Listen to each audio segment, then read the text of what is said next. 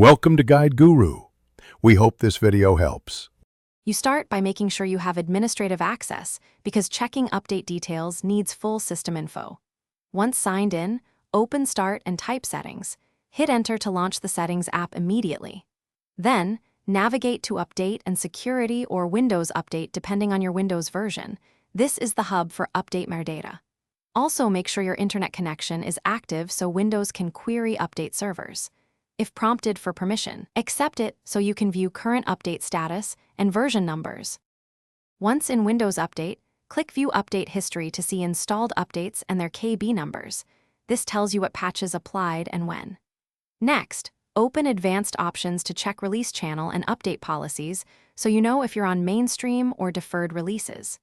Make sure to open Settings System about to read the OS edition, version, and OS build. Those three fields identify the exact Windows release. If you need the full build string, run WinVer for the precise version and build information. To confirm, run WinVer from the Run dialog for the concise version and build. That gives you the official release string. If WinVer is unclear, run systeminfo in command prompt to capture full OS and hotfix details. Once done, compare installed KB numbers with Microsoft's list or your patch baseline.